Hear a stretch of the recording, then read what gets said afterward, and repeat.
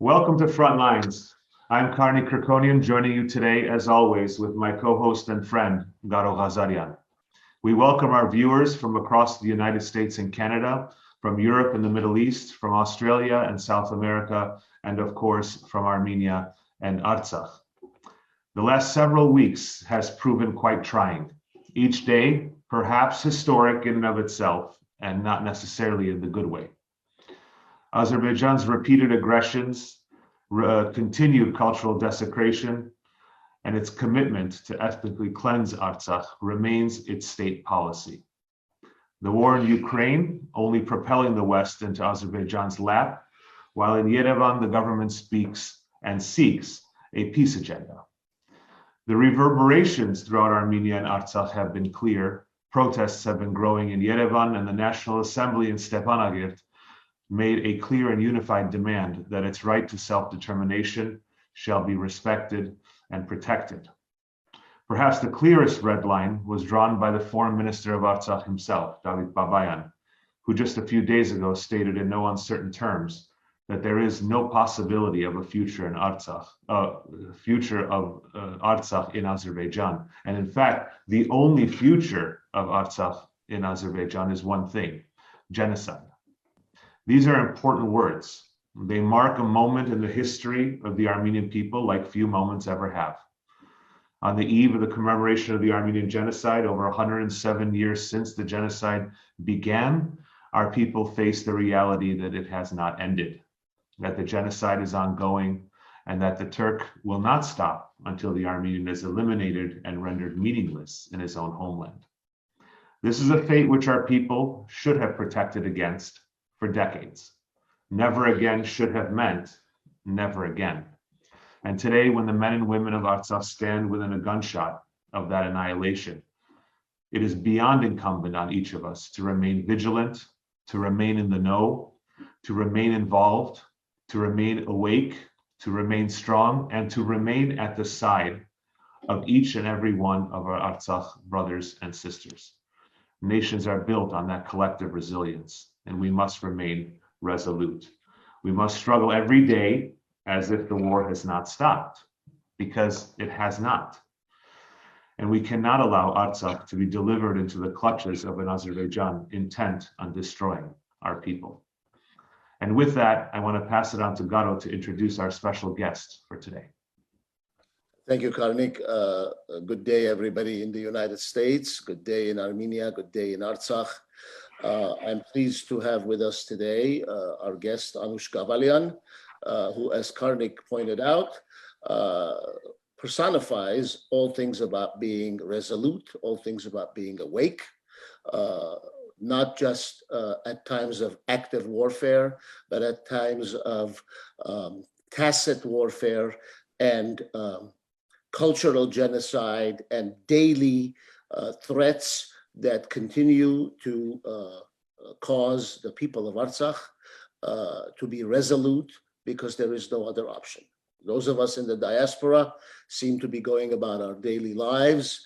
Some of us are more engaged with the homeland and the frontier of Artsakh than others, but none is more engaged than Anush Ghavalyan, our guest, a resident of Artsakh, who is the former advisor to the president of the National Assembly of the Republic of Artsakh and a presenter at Artsakh Public Television. She holds a master's degree in political science from Artsakh State University and is a 2017 Tavitian Scholar at the Fletcher School of Law and Diplomacy at Tufts University. Anush, Pariyegazes. Anush, I'd like to begin by asking you just your assessment of the will and the desires of the people of Artsakh over the last week. Since the National Assembly's very important statement, what is the feeling, what is the mood in Stepanakert today? The mood in Stepanakert, not only in Stepanakert, but also in whole Nagorno-Karabakh, in Artsakh, is the same as it was in 1988, as it was in the 90s, in 2000s, and today. It's the same. People are determined to continue to live in their homeland, free and independent.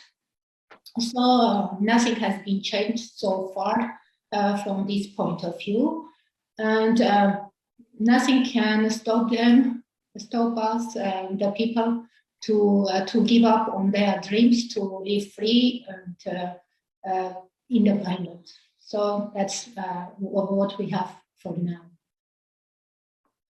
Karnig, if I may jump in, one thing that, Anush, you're very active on Twitter, and I follow you very faithfully. And one of the things that you wrote, and you write a lot of things that I will touch upon, a few of them this evening here in Los Angeles. But one thing that you wrote really struck a chord with me. You said nothing special is happening. It's just our neighbor trying to finish the ethnic cleansing. I mean, that encapsulates just everything that is going on. And while your neighbor is trying to finish the ethnic cleansing, you seem to be resolute, because you say, from de jure recognition to a vertical relationship with an OSCE Minsk group co-chair country. In other words, people in Nagorno-Karabakh can imagine any scenario of solving the status issue except a direct subordination to Azerbaijan. Now, tell us if that sentiment is the prevailing sentiment in Artsakh and the people of Artsakh, and those who you come into contact with who are in positions of assuring the safety and security of the people of Artsakh. I just try to bring these all moods in the society to the foreign audience with my Twitter activities. So it's not me saying these things, but I try to present the situation on the ground.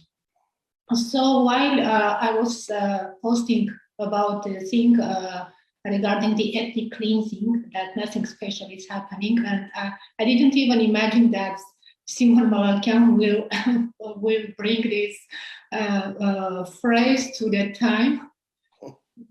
So it was unexpected for me to see when he sent me the link, and I saw this word. I was surprised. But what I wanted to say was that we are used to live in such conditions when it's not news for us. This behavior of Azerbaijan is not a new policy. It has we live with it since the end of the collapse of the Soviet Union, when the Azerbaijani authorities organized the Sumgait pogroms, Baku massacres, and Ring operation, and so on. So that's why I started it. Is happening, and it's our neighbor trying to finish the ethnic cleansing, because it is not. It's not a danger. It is the final phase of ethnic cleansing that they are trying to do. And when Prime Minister of Republic of Armenia blamed the international community for forcing Armenia to engage in peace talks with Azerbaijan, which we all know is demanding that Armenia recognizes its understanding of the territorial integrity of what Azerbaijan is. I'm curious, what is the mood of the average citizen, the Sharkayin Karakatsi of Artsakh, about this? Because I am aware that the Republic of Artsakh congratulating Donetsk and Luhansk for their recognition as independent republics, emphasizing the right of self-determination everywhere.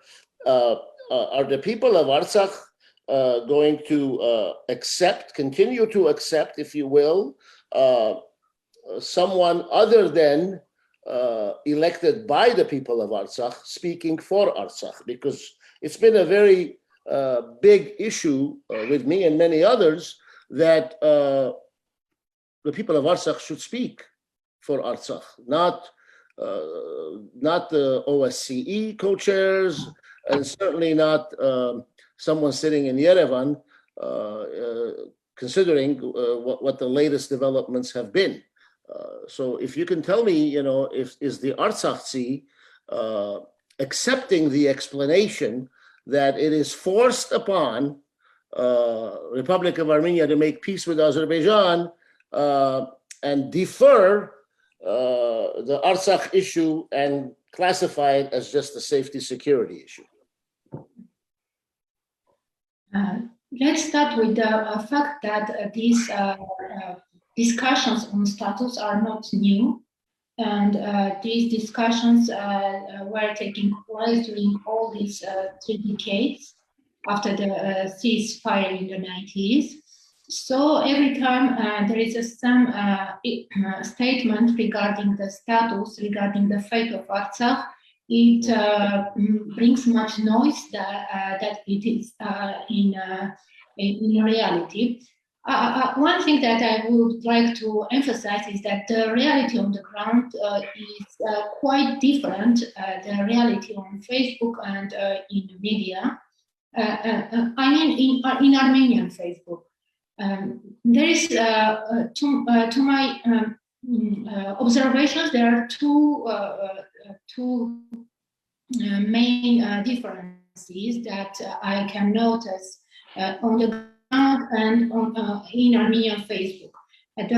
Facebook, people trying to post as much as they can to say that, to post some patriotical things that raise some, there is no content in their posts, just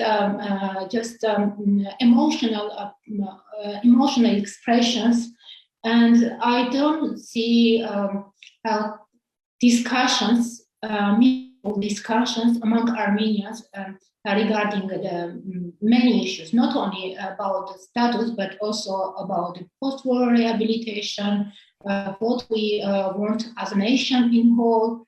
I don't see these meaningful discussions neither in politics, among the political actors, among the parties, neither among the civil society. And this is much disappointing. On the other hand, on the ground, we have these citizens living in Nagorno-Karabakh, in Artsakh, that they see their future. There is much uncertainty in our lives, in the lives of the people living here. But at the same time, I can see that determination that drives them to continue to live in their homes, in their land. So if we would bring those energy spent on Facebook on meaningless things to what we can do to improve the lives of those living in Artsakh and in political environment, to improve the ideological environment, I think it will be the best option, and we can reach something. But unfortunately, we live in two parallel realities, so it is difficult to assess what's the and what's the wrong. But in any case, we have a goal, and this goal is to keep Artsakh Armenian. And I think everyone in Artsakh, in Armenia, and in the diaspora have to and should face this reality as soon as it's possible, because if we don't realize this task, this challenge behind this challenge, we can have serious consequences, and we can lose Artsakh and the Armenianness of Artsakh. I think. And Anush, you raise a great point, obviously, in terms of maintaining the Armenianness of Artsakh and the character of Artsakh, as well as interest in Artsakh throughout the world, including in Armenia and throughout the diaspora. I wanted to ask you, in terms of young professionals that have been young professional Artsakhis. Have you seen an interest among them to remain, to stay in Artsakh, to help build the new Artsakh, or are you seeing emigration to Armenia and elsewhere? What are your views on, in terms of the young professionals, the young Armenians in their 20s and their 30s? That are working or have been working in various places and various businesses in Artsakh. What are you seeing in terms of their willingness to stay, and of course whether there's been any draw outside for them to leave? What are you seeing? I see both scenarios. When there are young professionals among my friends who moved to Yerevan and other places, and I see also, and I have many friends, professional young professionals who are determined to stay and to continue to live and to work in Artsakh.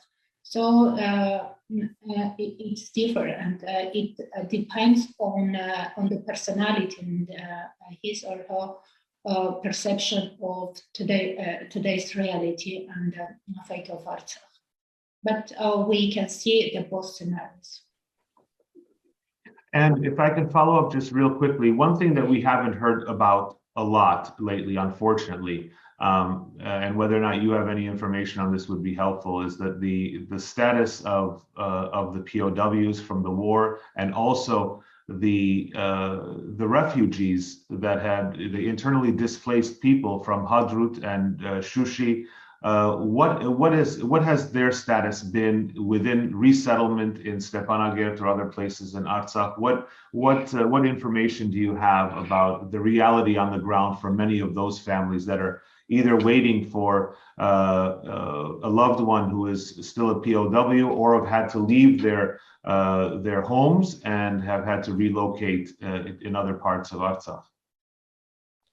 What comes to the situation regarding the POWs, I have as much as information as the Human Rights Ombudsman of Artsakh and Armenia. They provide, and we can also check the Azerbaijani sites to see that those illegal trails that they started against the Armenian POWs. So my information is limited with this.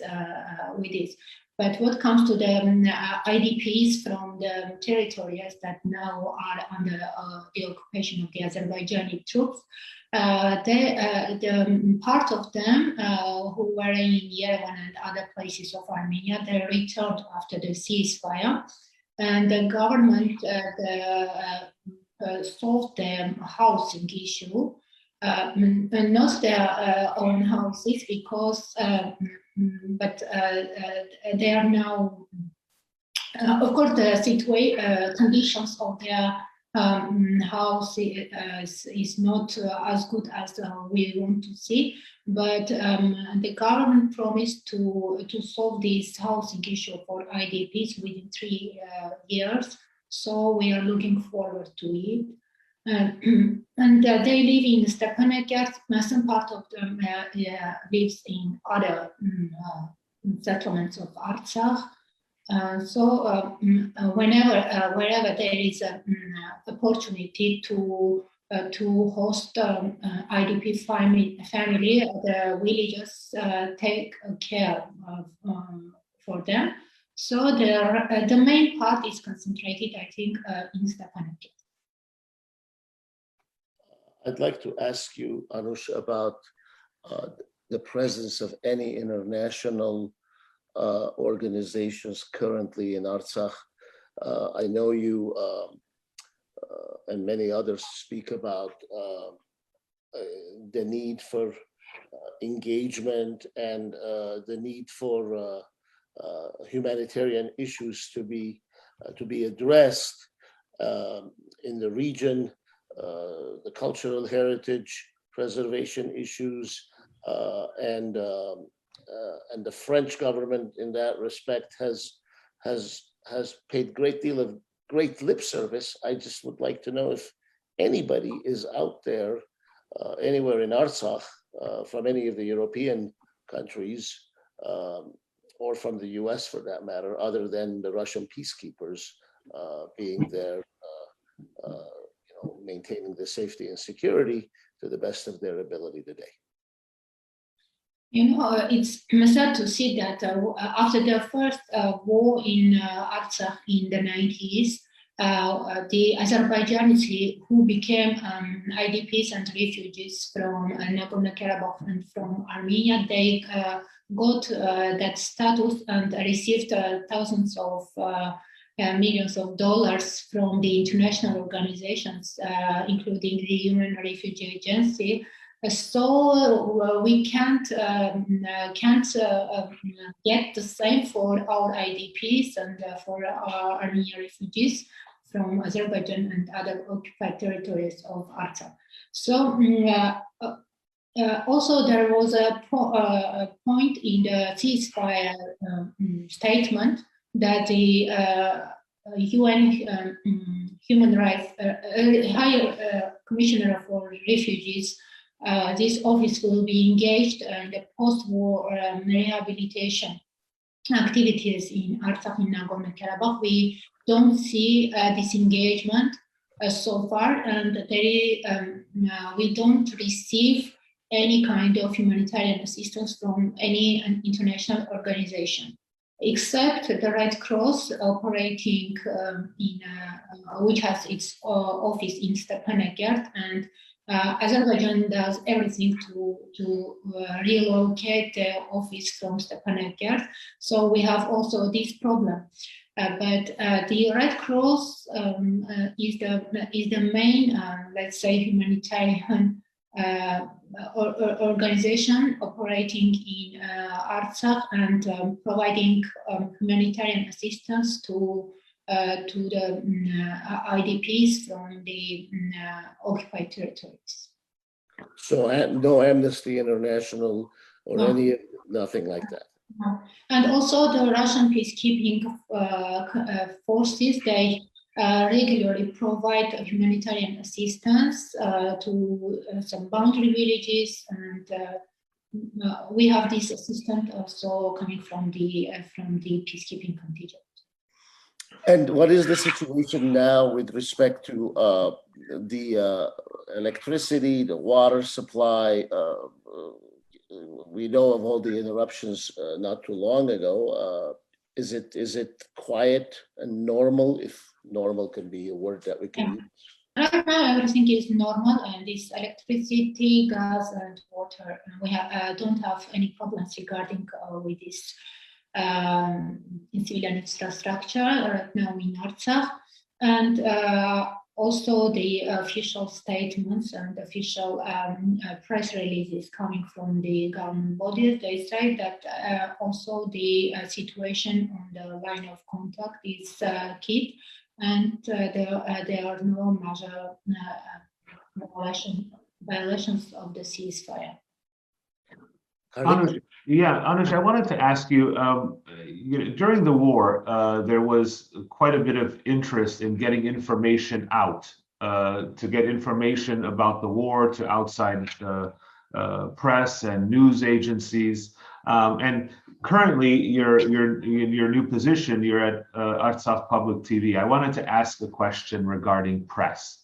Have there been any inquiries from outside news bodies, news entities regarding the current situation?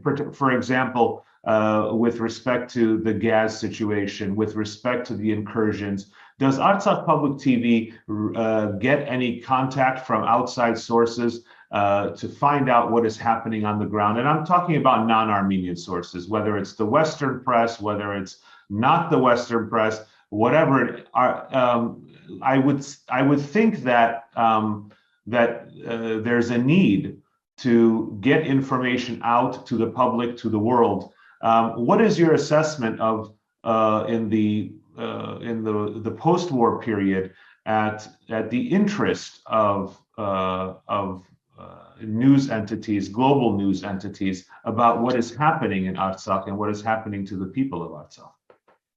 And unfortunately, we see that Artsakh becomes top priority for the international media, for the international outlets during the armed hostilities. So back then, during the 44-day war, TV was invited by, for example, CNN to provide some video material for them to broadcast it. And others also applied for getting videos. But unfortunately, I can say that after the war, Artsakh is demanded, let's say, by the international media. So we can see and we can observe this not indifference, but it's not a hot topic. Nagorno-Karabakh is not a hot topic for the world. So everyone is focused on Ukraine, and Ukraine occupies all these media charts and all these topics. So it also, I think it's not the fault of the international media. As a media person, I can give this assessment, but also us, how we can catch this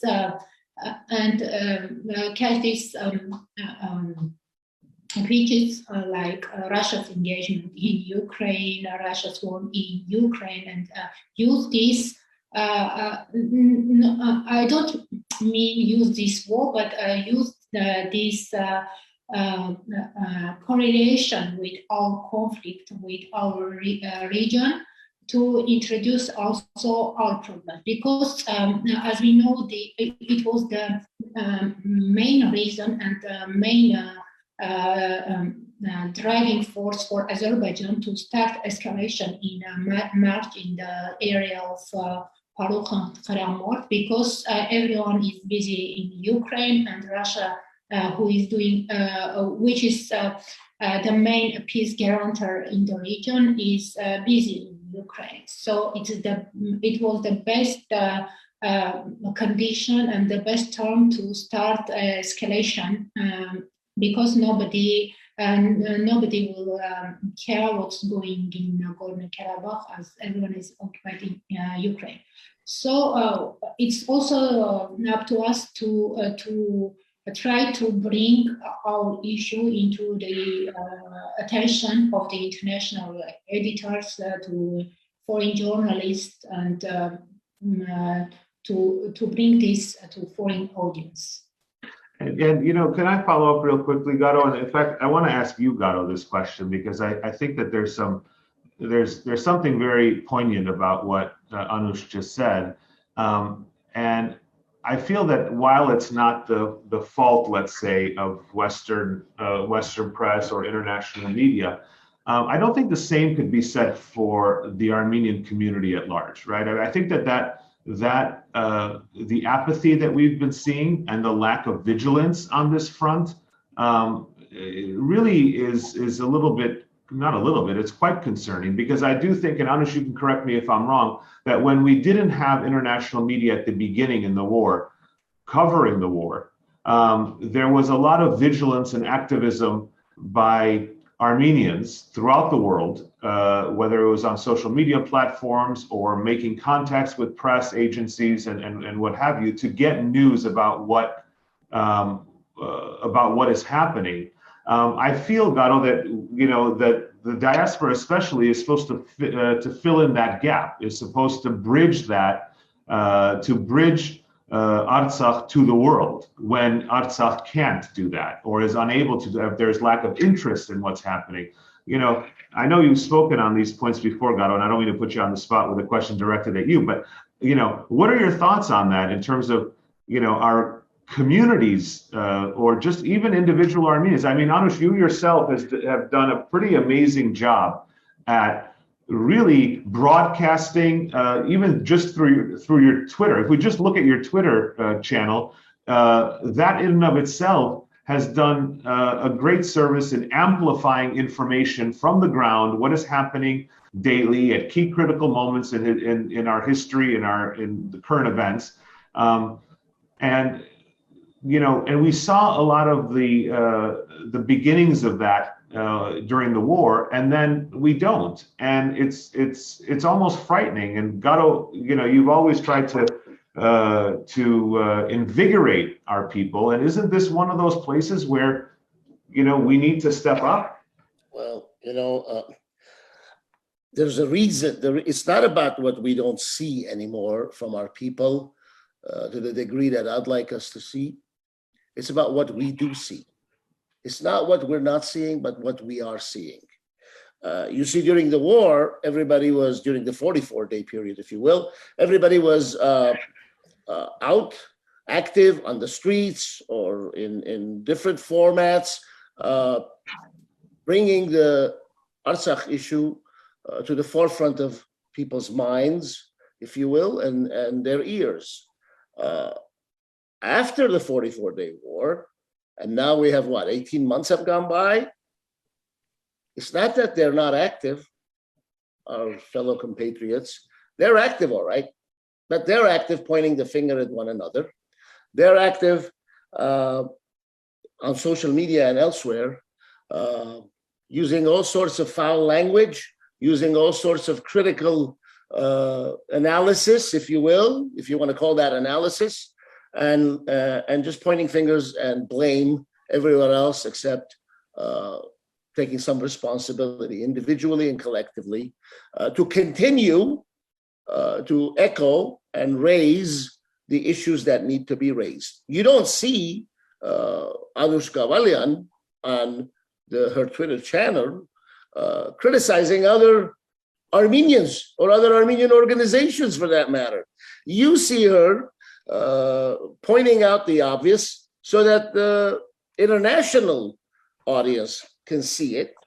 You see her interviewing people, members of parliament from European countries who say all the right things during the interviews with Anush. And whether they do it, the things that they talk about, whether they do it or not, that's one thing. But for us Armenians, and not just in the diaspora, Karnig and Anush, but also in Armenia,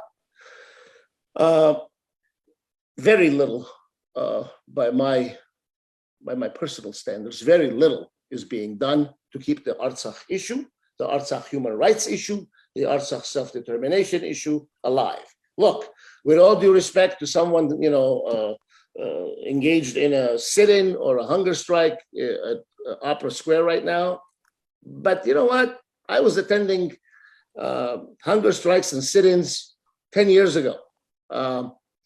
That raises awareness only so far, but that doesn't really move the lever, okay? And that, the activism that's going on in Yerevan right now is entirely focused on removing the government. And now I'm not going to speak on behalf or against that government, but I'm going to say this. Instead of talking about removing a government, why not talk about what the government that's doing wrong should be corrected?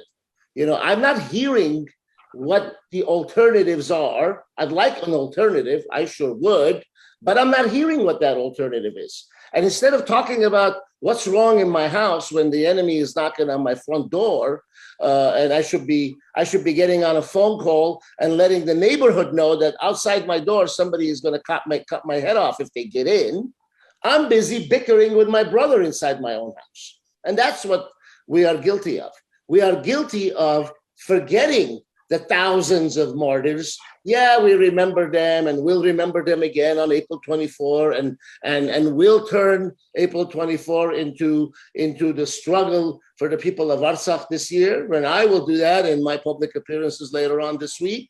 But that's not enough, because we always talk about April 24 is one day of the year, but the other 364 days and the 365 in a leap year are also April 24s for us. They continue to be April 24 for us. And for now, in the current era, they must continue to be September 27 for us. And until and unless the million-strong diaspora drops all other nonsense, all other bickering, personal, organizational, interorganizational, political discourse, and just concentrate on, you got 100,000 Armenians in Artsakh whose livelihood, whose existential threat is a threat on a daily basis. So I don't know. Look, don't get. Well, I think, yeah, and I think that's a great point, Garo. And I wanted to ask Anush to jump in, and I want to add a little something at the end there, Anush, if you can also address what you believe the main role of everyday Armenians across the world should be to assist Artsakh in the struggle for self-determination, for maintaining the Armenian identity of Artsakh, and of course, for the security of the people of Artsakh. What, you know, if you can respond to what you believe, what are the things that the average everyday Armenian could be doing and should be doing for the Artsakh cause? Yes, as Garo mentioned, it's us living in different realities in Artsakh, in Armenia, and unfortunately we can see the same in the diaspora. He said that I don't talk to Armenian organizations, and I always target the international audience, not the Armenian. You know, when I followed the work carried out by the Armenian grassroots organizations, for example, also in the United States, I can see that, of course, Artsakh occupies another place in their agendas, but unfortunately, we don't see each other's problems very well. I mean, maybe it's us that we don't present our priorities clearly to the diasporan organizations and diasporan Armenians to get their support in a more useful ways than they are doing right now. But also, it's also this fault is also on the part of the diasporan organizations, because the priorities on their lists, we see that they do not correspond to reality on the ground. Yes, the genocide awareness activities are very important for everyone and each Armenian living across the board. But right now, when we face existential threats in Artsakh, we are on the edge of another genocide.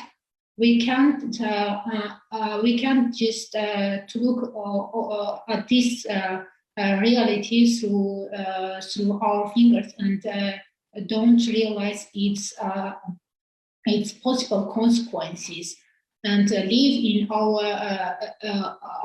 our own world. So this comes also to the Armenia and Armenians living in Armenia. They are so much stuck in their internal politics things that they don't see anything else except these mutual accusations, present and former governments, and so on.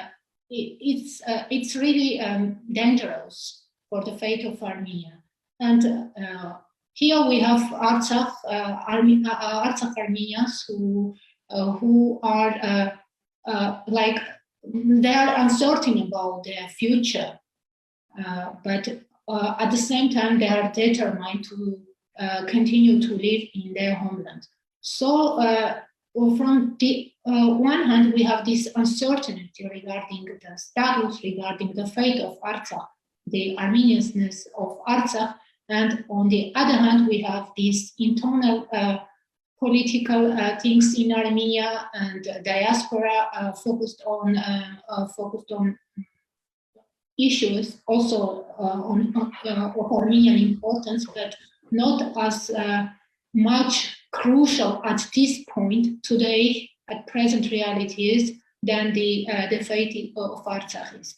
You know, these telethons and the raising money to help Artsakh, it's not the only solution to be helpful to Artsakh.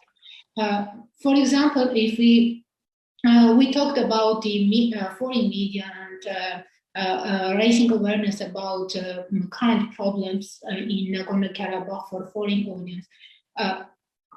Unless you are not Nagorno-Karabakh, Artsakh, our topic is not on the first front pages of international media. Nobody will talk about us. Nobody will realize what is Nagorno-Karabakh, what these people are struggling for, and where is Armenia at all. So we live in our Armenian world, inside our problems and inside our own goals, and we forget about the rest, about the world, how it operates.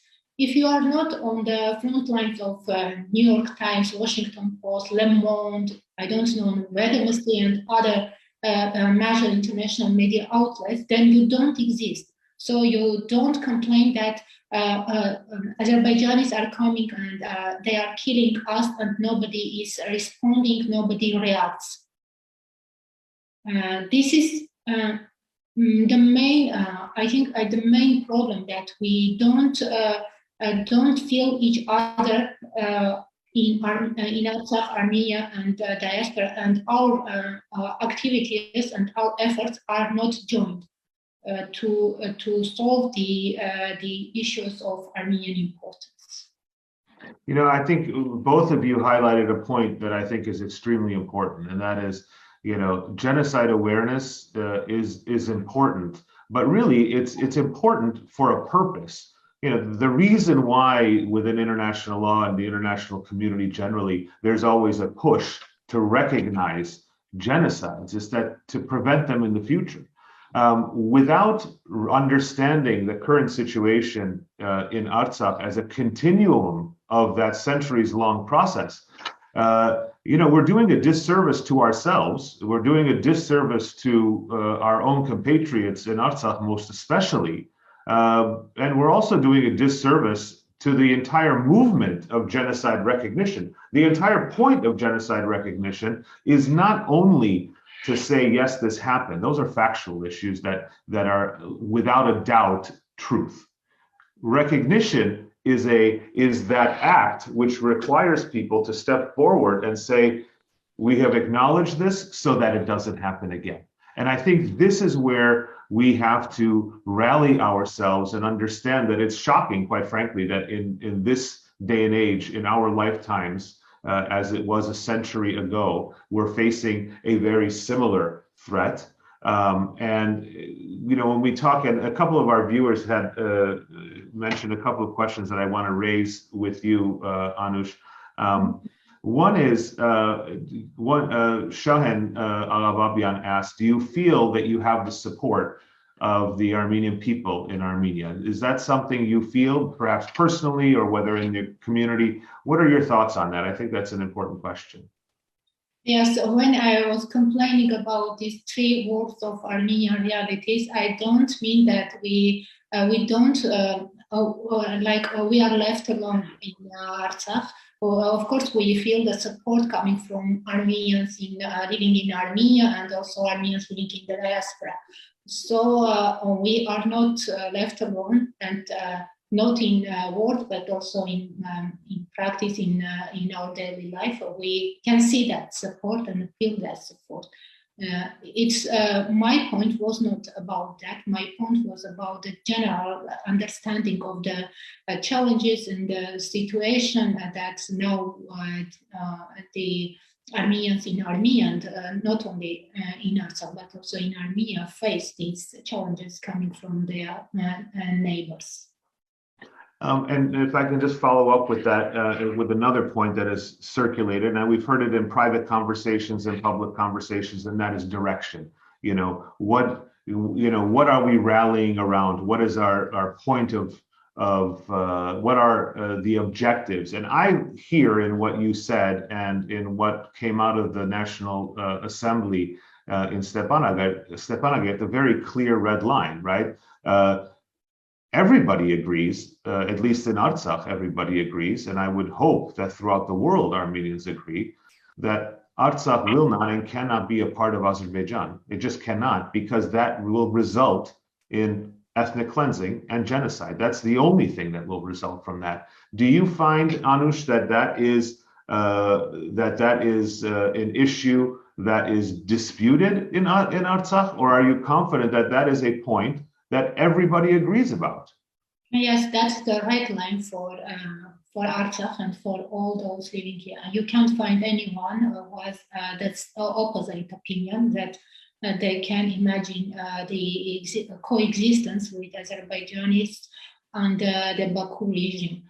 So this is an absolute, and I think this is the right line for not only the official position of Stepanakert, but also for the people. It fully expressed the opinion of the people.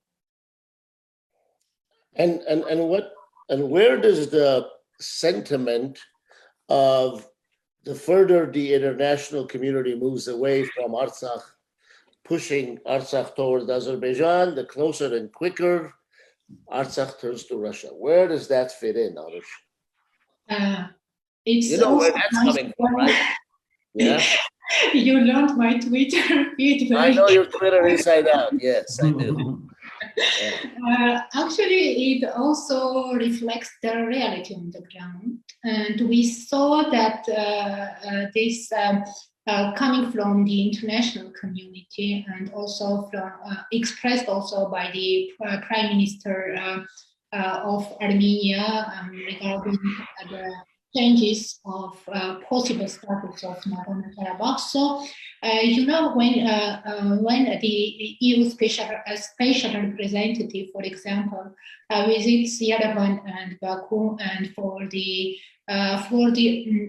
international community, the conflict is about the Armenia-Azerbaijan conflict, and the existence of Nagorno-Karabakh people, and Nagorno-Karabakh itself has been ignored by the international actors so far, and the international community, like if you are not recognized, you don't exist. So the Russians know this region very well, and as nobody else, as Moscow knows everything about this region, about the people, not only about the Armenia and Azerbaijan, but also they know about the existence of Nagorno-Karabakh itself. So that's why the Russian peacekeepers are here today. They don't ignore the existence of Armenians in Artsakh. They are here for that purpose, to keep the security. So when, for example, Artsakh Republic adopted democracy as its own way of developing independent statehood, there were some perceptions, some understandings that among the decision makers also, that this eventually, this democratic development, and also the registration of this development, democratic achievements by the international organizations such as Freedom House and others, they will help Artsakh to show the world that it is far from Azerbaijan. It's far from being despotic Azerbaijan, and it's about democracy. It's about European set of values, and people are as the ones who live in Europe, in the United States, Canada, and so on. And Artsakh is about democracy and about belonging to the democratic world.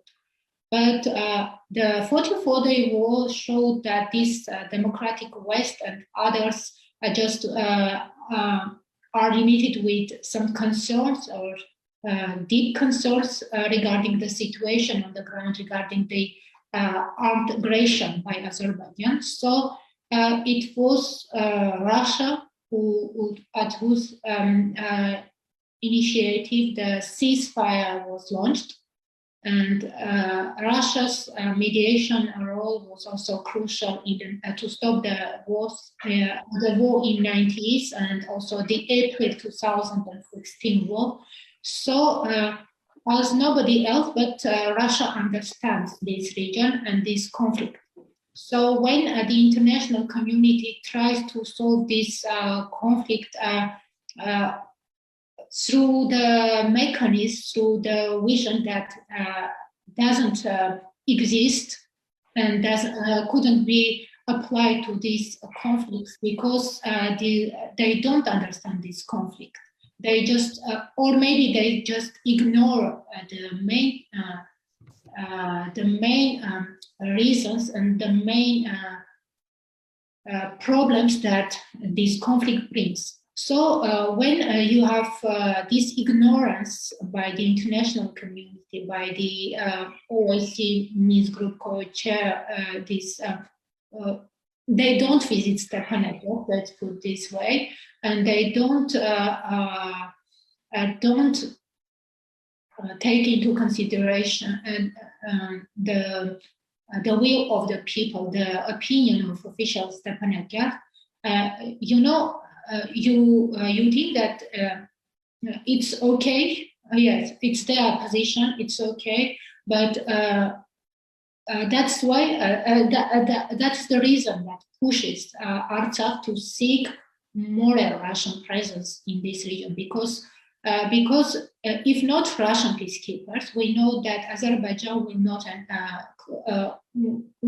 It will not take even an hour to advance and take what remained from Nagorno-Karabakh after the ceasefire. So the main force that stops them on the line of contact is the Russian peacekeeping contingent. So in Artsakh, people understand this, that if not Russian peacekeepers, then Azerbaijan will finish this ethnic cleansing.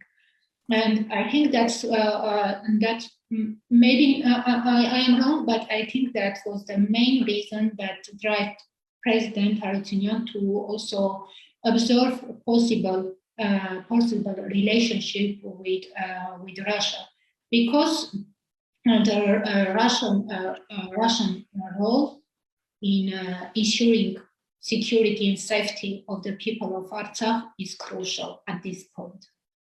I just want to, you're going to chuckle again, but I just want to make a statement and hope that whereas the Europeans may have not learned a lesson from the solution that was imposed upon Armenians of Artsakh in 1921 by Joseph Stalin, that the successor to the Soviet Union, the Russian Federation, has learned the lesson of the futility of expecting 150,000 or 100,000 or 120,000 or any number of ethnic Armenians indigenous to the land for millennia to be expected to live under the rule of or in any way, shape, or form associated with a country that has a despotic leader that thinks of nothing about human rights or human life, and has been emboldened and empowered repeatedly by the very European leaders that talk about democracy but continue to fuel all of the petrodollars towards Baku. So I welcome the peacekeeping efforts of the Russian peacekeepers, if you will. And I hope and I pray, I dare say I pray, that the mistake that Stalin made 100 years ago is not repeated by any power, by any force that has the ability to steer us into the beast's mouth yet again. Anush, I wanted to ask you about something that you have had kind of a very unique experience with, and it's an issue that was really central to the court case that's pending today at the International Court of Justice, and that deals with hate speech. Hate speech, and in the case of Azerbaijan, quite frankly, state-sponsored hate speech. If you don't mind, there are many here who are watching who may not be on Twitter and don't know of the battles that you fight every day with respect to dealing with hate speech.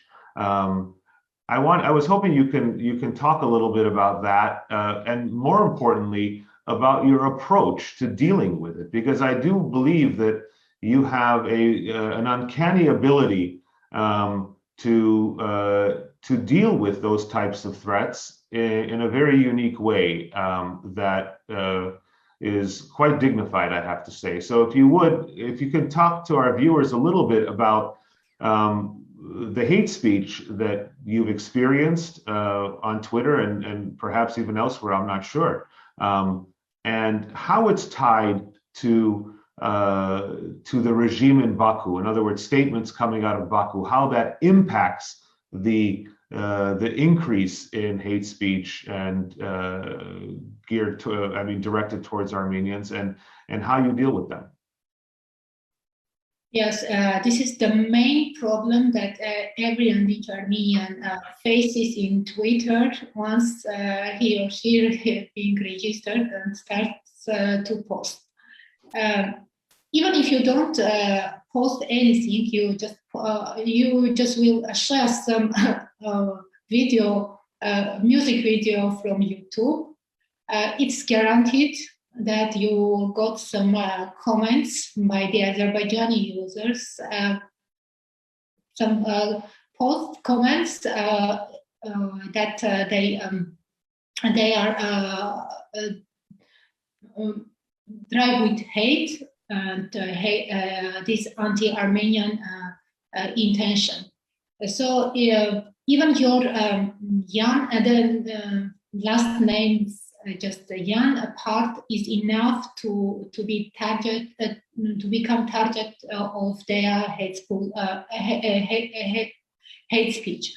So this will become obvious after the 44-day war, and during and after.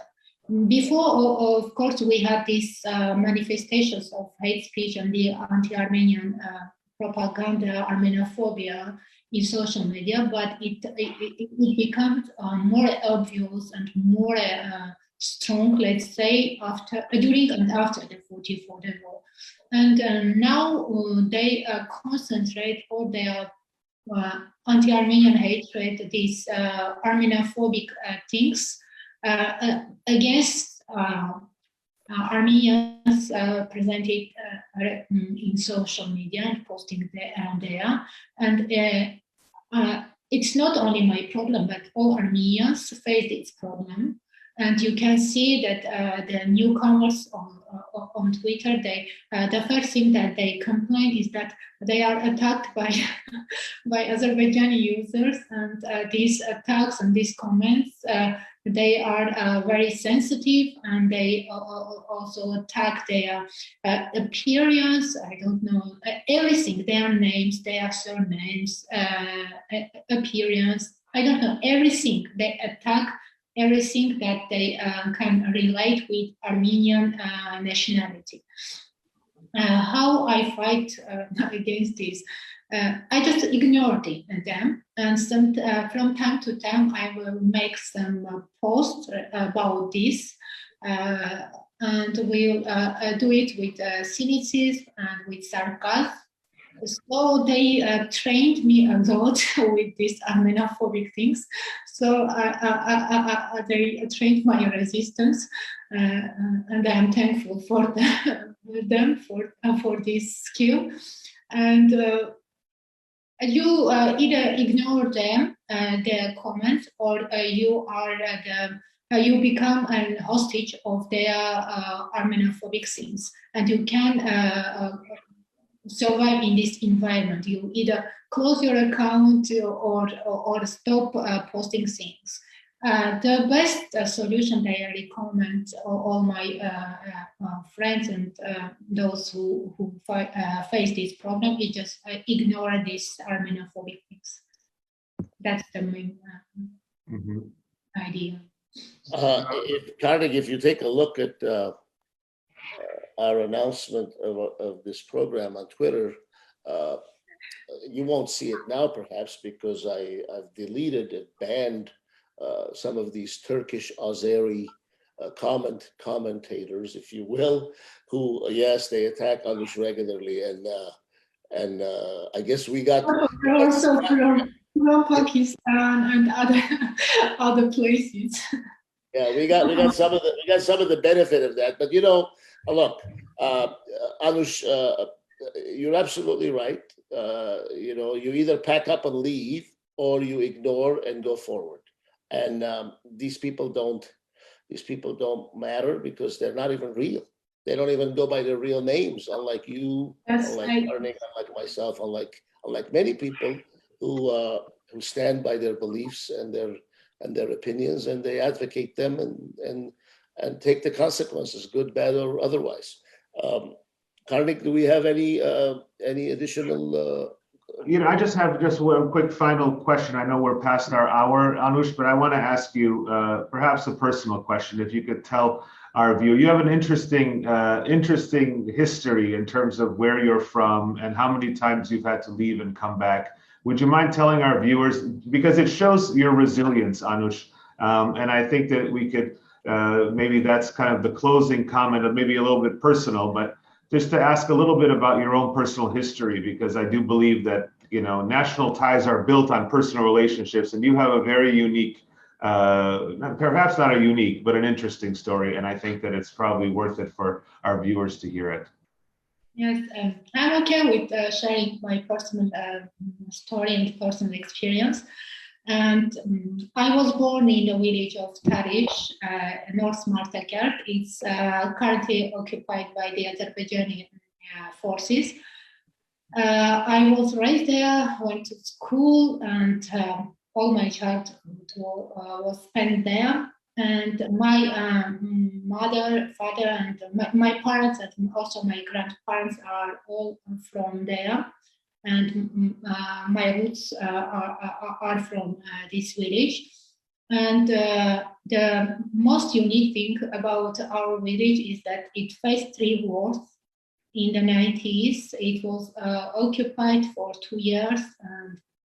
In the 1994, before the ceasefire was reached, it was liberated by Armenian forces, and we were back to our village, and the village was fully destroyed and fired, and the government rebuilt it for those who came back, and we had school, kindergarten, and so on, and life was normal before 2016 April aggression. As you know, and our viewers know, the Azerbaijani armed forces attacked this part also, and the village also again was destroyed, and for 2 and more years it was being rebuilt, and after this restoration work and before the September aggression, people were back to normal life in the village.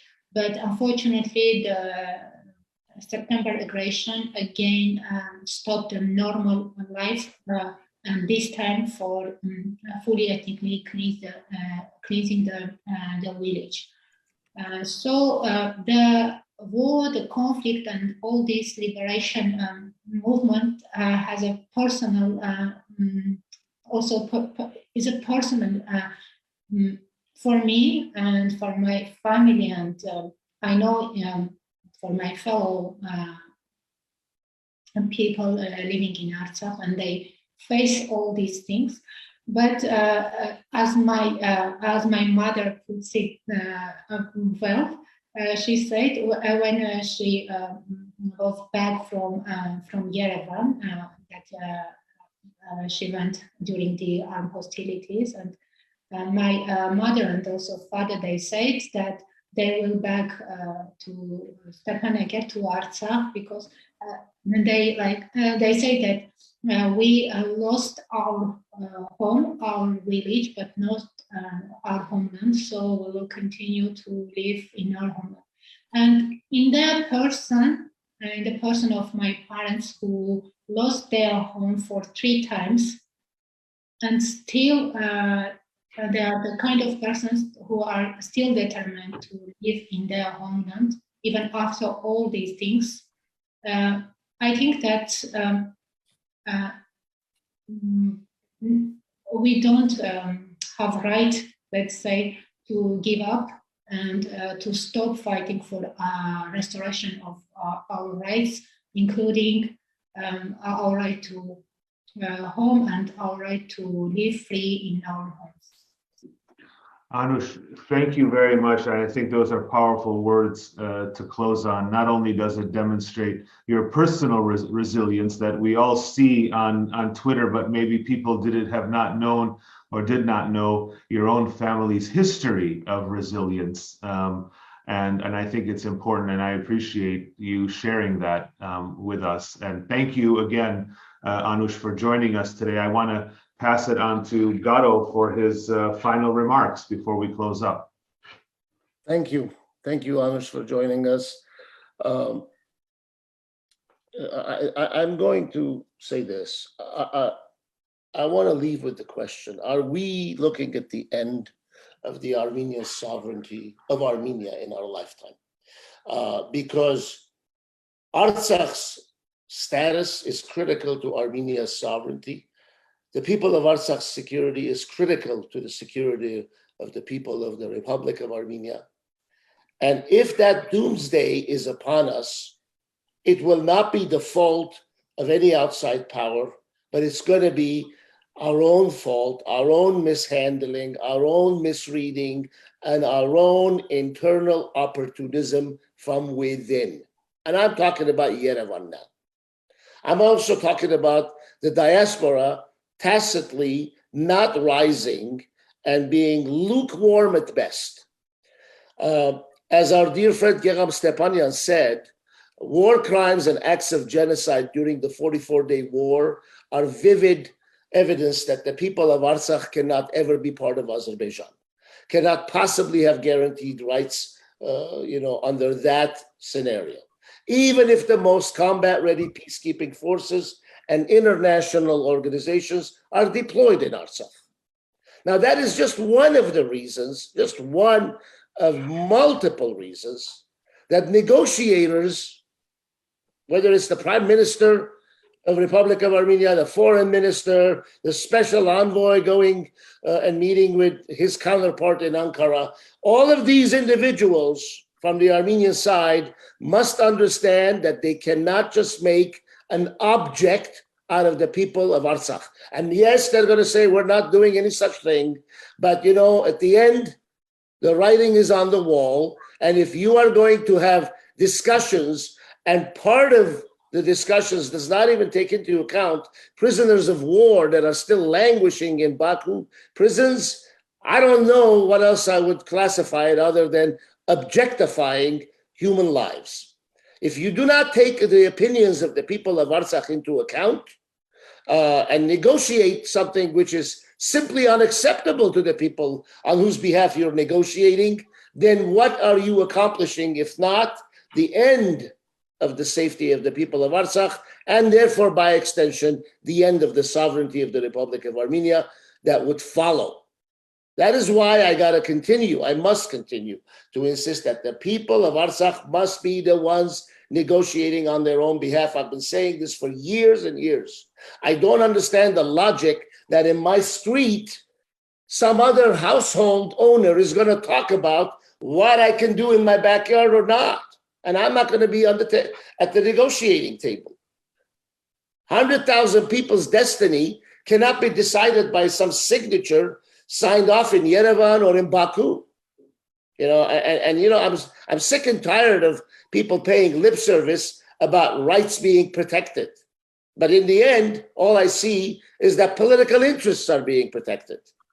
And the only interest in Yerevan and the only interest of the international community as it comes to the Artsakh issue has to be the real protection, not just nominal symbolic protection, but the real protection of the rights of the people of Artsakh. And that is the call to action. That is the call to action on this April 24 week, 107 years after the Armenian genocide, that I am yet waiting to see that it is properly heeded by us Armenians in the diaspora. By us Armenians in the diaspora. Of course, in Armenia as well. Anush, pleasant day. Let's stay in touch. Good night and good day to everybody. Thank you. Thank you for hosting me and trying to bring these concerns to your audience and to our fellow Armenians. Thank you very much, Anush, and we will continue following you and your insights on all your platforms as much as possible. Thank you, and good luck with Artsakh Public TV, and we look forward to speaking to you soon again.